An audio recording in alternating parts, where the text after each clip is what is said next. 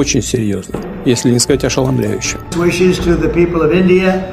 রাশিয়ার president Vladimir Putin বলেছেন, যুক্তরাষ্ট্রের নতুন নিষেধাজ্ঞায় রুশ অর্থনীতিতে কিছুটা ক্ষতি হতে পারে, কিন্তু তবু রাশিয়া কোনোভাবেই মাথা নত করবে না। মস্কোর দুই প্রধান তেল কোম্পানি রসনেফট ও লুক অয়েলের উপর মার্কিন নিষেধাজ্ঞা জারি হওয়ার পর এই প্রতিক্রিয়া জানিয়েছেন পুতিন। অন্যদিকে নিষেধাজ্ঞার প্রভাবে চীন ও ভারত রুশ তেল আমদানি কমাতে শুরু করেছে বলে জানা গেছে। ব্রিটিশ সংবাদ মাধ্যম দ্য গার্ডিয়ান জানিয়েছে, বুধবার যুক্তরাষ্ট্র রসনেফট, লুক অয়েল সহ প্রায় 3 ডজন রুশ সহযোগী প্রতিষ্ঠানের উপর নিষেধাজ্ঞা জারি করেছে।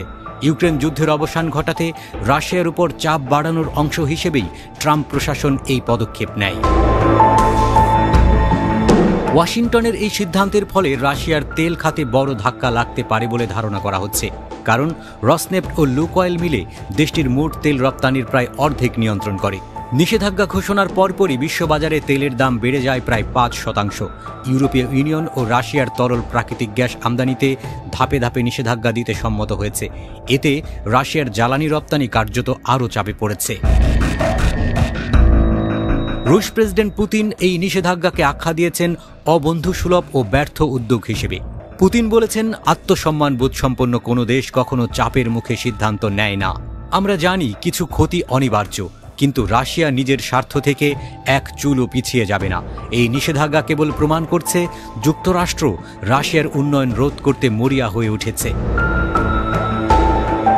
পুতিন সতর্ক করে বলেন, যুক্তরাষ্ট্র যদি ইউক্রেনকে টমাহক ক্রুজ মিসাইল সরবরাহ করে এবং তা দিয়ে রাশিয়ার উপর হামলা হয়, তাহলে রাশিয়ার প্রতিক্রিয়া হবে অত্যন্ত শক্তিশালী, এমনকি ধ্বংসাত্মক। এদিকে নতুন নিষেধাজ্ঞার ফলে আন্তর্জাতিক বাজারে তীব্র প্রতিক্রিয়া দেখা দিয়েছে। রাশিয়ার দুই বড় ক্রেতা দেশ চীন ও ভারত রুশ তেল আমদানি স্থগিতের প্রস্তুতি নিচ্ছে। চীনের রাষ্ট্রায়ত্ত তেল কোম্পানিগুলোও সাময়িকভাবে রুশ তেল কেনা স্থগিত করেছে বলে জানিয়েছে সংবাদ সংস্থা রয়টার্স। তারা আশঙ্কা করছে, নতুন মার্কিন নিষেধাজ্ঞার জটিলতায় জড়িয়ে পড়লে তাদের আন্তর্জাতিক বাণিজ্যের সমস্যা হতে পারে। রাশিয়ার মোট দেশজ উৎপাদনের প্রায় 1/5 আসে তেল ও গ্যাস খাত থেকে।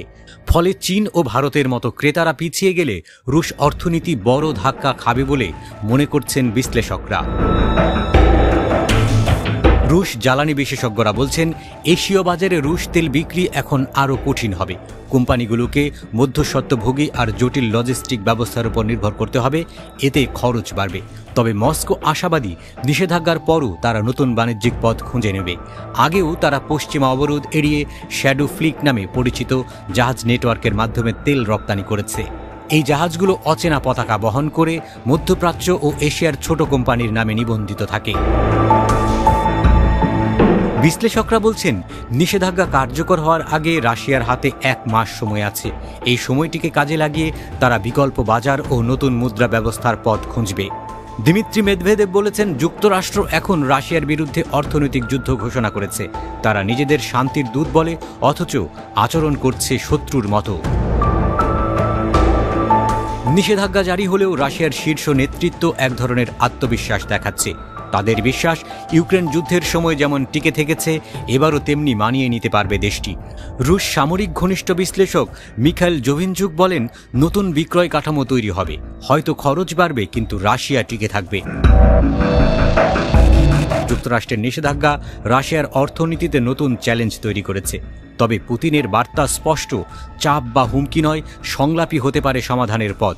এখন দেখার বিষয়, নিষেধাজ্ঞার বাস্তবায়নে বিশ্ব তেল বাজার কতটা কাঁপে, আর রাশিয়া কিভাবে টিকে থাকে এই অর্থনৈতিক যুদ্ধের ময়দানে।